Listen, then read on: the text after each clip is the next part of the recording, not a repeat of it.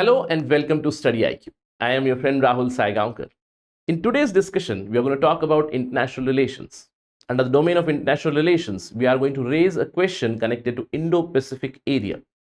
The question is, will South Korea join Quad in near future? We already know there is a quadrilateral security dialogue or a quadrilateral security architecture among four countries. India, USA, Japan and Australia are the four members of Quad.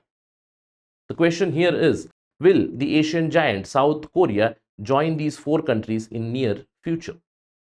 By the question itself, you must be thinking it's a speculative discussion. Yes, it is. But I would say it is not a discussion which is based on wild speculation or wild conjectures.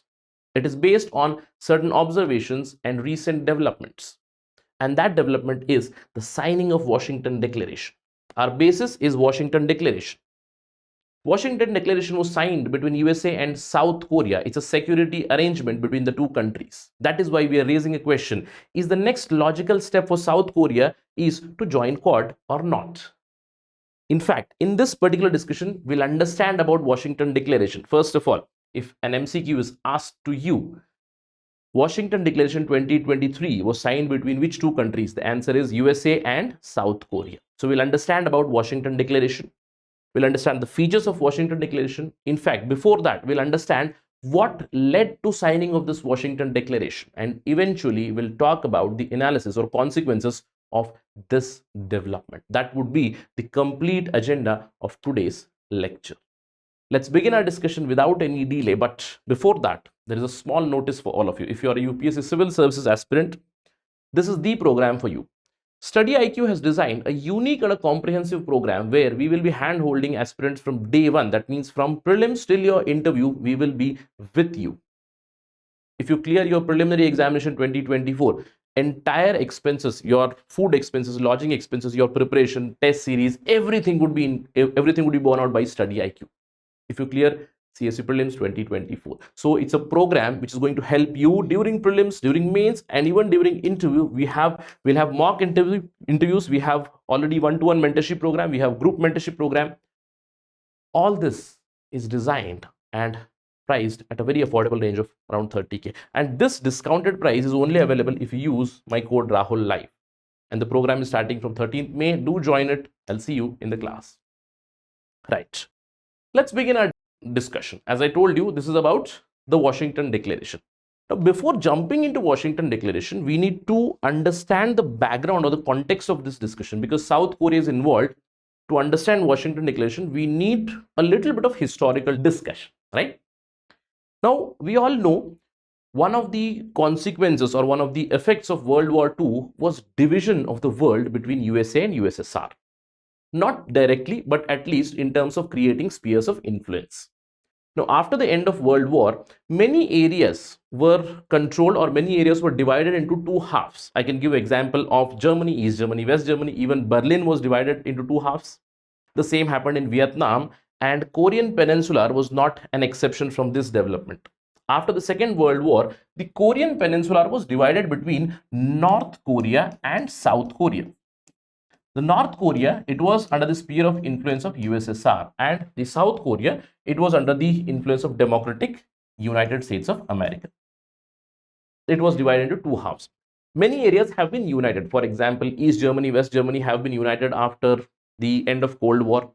Vietnam was united eventually after the Communist Revolution. We know all those things from history, but the history of North Korea has been quite checkered. Why?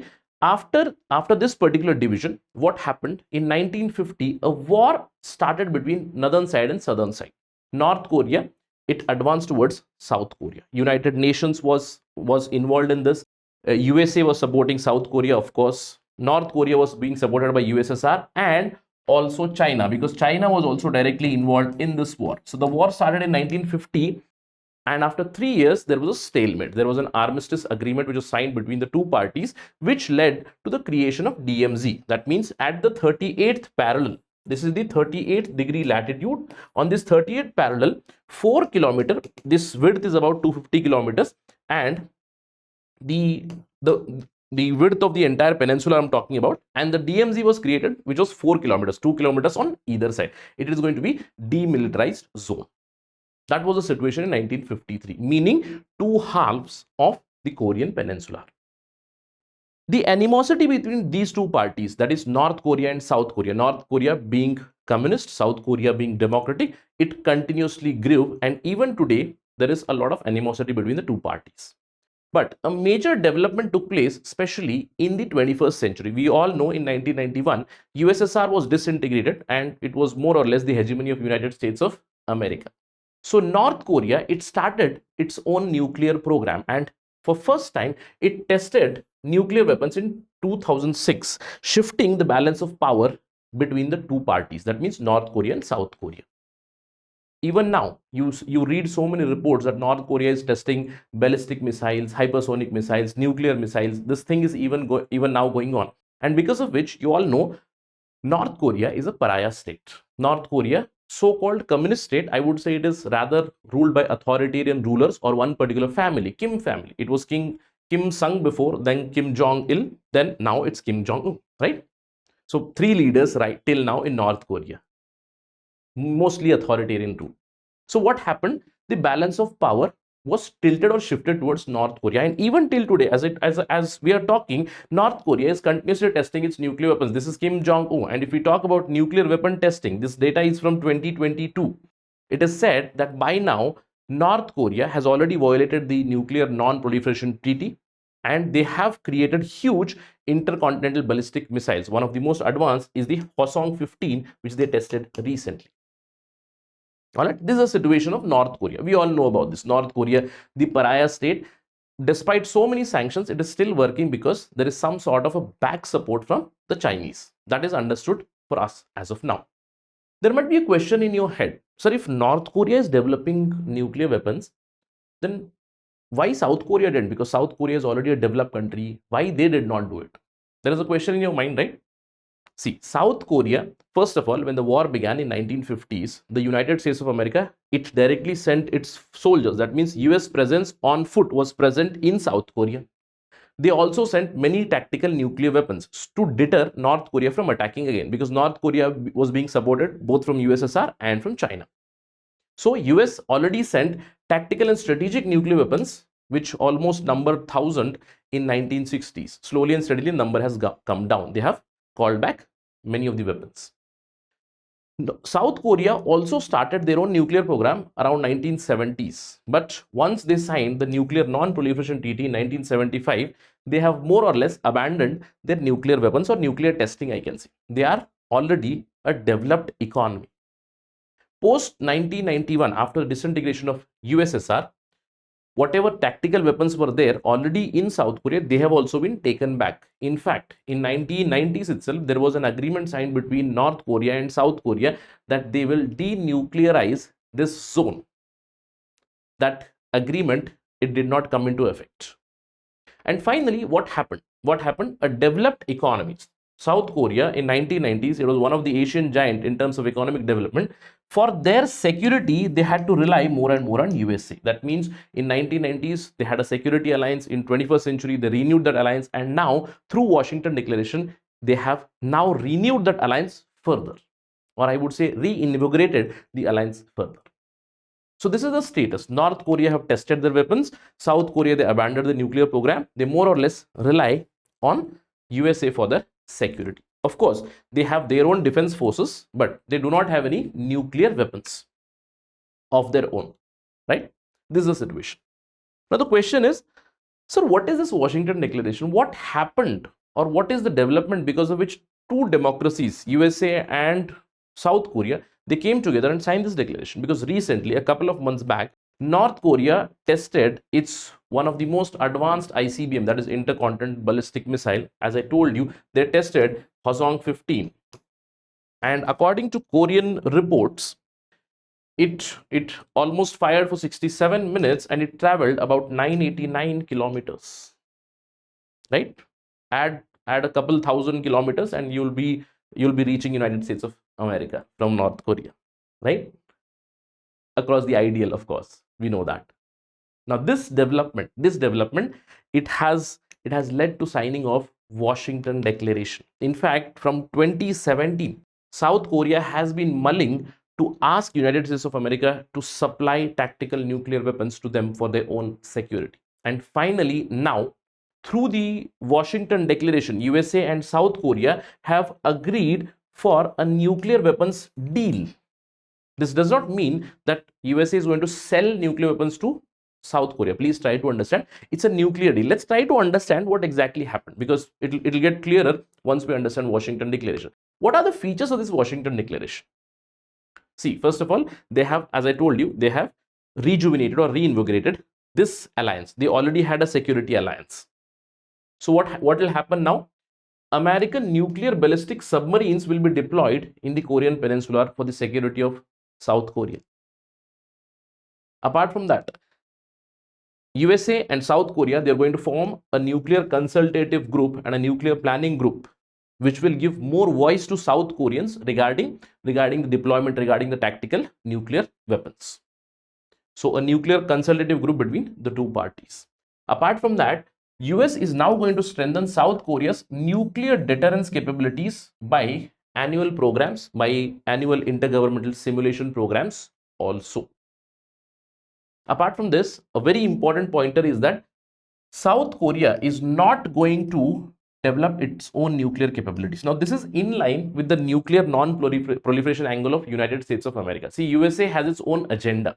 First of all, they talk about nuclear non-proliferation because they have huge amount of nuclear weapons. Yes, and they bring one country into their security blanket. That means they control the arms market also, or the arms control, so-called arms control. They have their own agenda. That means South Korea is not going to have their own nuclear development program. And finally, focus on this. The declaration mandates that US president would be the sole authority for use of any sort of nuclear weapons if there is a conflict or a confrontation between the two parties. Now you must be thinking, sir, a developed economy, why would it do this? Right? We'll get an answer to that in some time. But what has Washington Declaration, I would say, technically done here? It has brought more volatility, more security dilemma, more security threat in the Indo Pacific region. Why? Because there is factionalism now. Already Kim Jong-un, that is North Korea, was being supported by Xi Jinping. This particular state is already a nuclear pariah. Not just nuclear pariah, complete pariah in the global politics, being supported by Xi Jinping. On the other side, now Biden has created an ally. South Korea was already an ally. I would say now a nuclear ally, where the supply of nuclear weapons would be from United States of America itself. And you already know that this is also a possibility. There is already a war going on between Russia and Ukraine, and China is on the side, or China is somehow supporting or swayed towards Russia. So there is a big possibility that a triumvirate of these three powers might be now being created against the Western Bloc. That is Biden, or USA and South Korea. That's the ultimate consequence of this. Now, as I asked you, why would a developed economy do something like that? Can it trust USA? Now, the big question in front of South Korea, although they have gone for this gamble, they have also welcomed, some sections in South Korea have criticized this Washington Declaration also, but many have welcomed this declaration. But the question in front of everybody is USA trustworthy? We all know a developed economic South Korea, it is trying to diversify its own security requirements. Since 2017, they have released their own security document. They have released their own Indo Pacific policy also. They are trying to diversify. They are trying to connect with more players, but they are right now, I would say, at the mercy of United States of America for their own security. It's just a kind of a software update as of now. Although Joe Biden has enunciated that if North Korea threatens, or if North Korea attacks South Korea, or it tries to change the status quo there, then North Korea would be annihilated. A threat has already been given by the United States of America. But still, the question is that, is USA really trustworthy? And this action of Washington Declaration, has it led to more volatility? Why am I asking this question? Is US track record has not been very strong, or not been trust building actually. We can give example of Afghanistan. We can give example of what is happening in Ukraine right now. although I'm not telling Afghanistan and South Korea are similar, but what has been the track record of Afghanistan? They do abandon the players, or they do abandon the allies. See, Ukraine, they are not directly involved, but they have left Ukraine to the situation. Yes, of course, they are supplying arms and ammunition, money, etc. But still, we can give example of Afghanistan, Ukraine, and many other examples where US has backtracked or reneged on their promises. All right. So the question is, see, hypothetically, if tomorrow North Korea attacks South Korea, and to the aid of North Korea, China directly comes, or China is supporting North Korea, then will United States of America be involved in that? That's the question. Right? That's again a hypothetical discussion. Let's not get there. But what exactly has happened? As I told you, it has divided, or it is dividing in groups, something like this. Apart from that, there have been a lot of reactions that have come. That's why I told you it is going to create more and more volatility in the Indo Pacific region, because after signing of Washington Declaration, China has already slammed this declaration because there was a mention of Taiwan in it.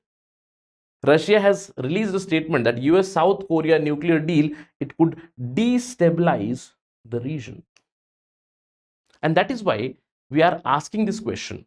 For South Korea, is it a good option to now move after Washington Declaration, now diversify its own allies or diversify its partners? And Quad can be a very good example. In fact, South Korea has been mulling about Quad from almost a year or two. This is a report from last year, South Korea to examine joining Quad grouping. Apart from that, this year also, when Yoon, the president of South Korea, he was visiting United States of America, there was a lot of hue and cry about Quad negotiations, where South Korea may enter here. In fact, there was an idea in recent times in ORF which suggested that Washington Declaration can become a ground for Seoul, that is South Korea, moving towards Quad Plus. Of course, the name has to be changed, right? Because in Quad, there would be only 4 players. But if Quad Plus, this means other players can join, possibly South Korea or Republic of Korea, same thing. It's not just South Korea. It will be, I can say, the 3 musketeers of United States of America, which would be UK, France, and possibly South Korea joining Quad in near future. Why? If you look at the Quad architecture itself, there is Australia, with whom already USA have a defense alliance deal. It is Japan. Already Japan, I would say, is or was under the security blanket or security umbrella of USA itself. India is the only country which is not an ally, which is a very important partner. And that's why South Korea joining Quad might be the next logical step. Let's wait and watch for this. But now you must be thinking, sir, all this development about Indo-Pacific region, is there any impact on us? Is there any impact on India? Of course. See, if something is happening in Indo-Pacific, if Indo-Pacific is going to be volatile, if there is a confrontation here, it is going to impact India for sure. And also from the Quad angle, India is a part and parcel, a member of Quad. And if somebody wants to join Quad, yes, India would be happy with that, because it is going to strengthen, I would say, the anti-Chinese rhetoric that we are running already. That means we are trying to build some sort of an alliance or a coalition to negotiate, or I wouldn't say negotiate, to negate the influence of the Chinese. We already know there is a border dispute with China for India. We know that, and it is going to be a good news for India if more and more democratic countries join as a group, as a I wouldn't call it a security pact or a collective defense pact, but a development pact which talk about free and open Indo-Pacific. Right? We all know about this term. 5. Free and open Indo-Pacific. This is the agenda of Quad. And if some country, which is one of the major economies in the East Asian side, if it joins the agenda of free and open Indo-Pacific, it is going to be helpful for us for sure.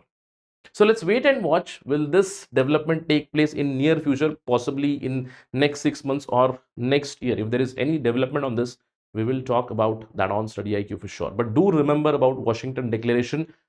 MCQ can be created on that. Washington Declaration was signed between which 2 countries? I already gave you the details of that. And you already know, anything happening in Indo-Pacific, it becomes important for you to understand, because Indo-Pacific is going to be the center of discourse, the center of discussion, the center of global politics in this decade, going future also, in near future also, right?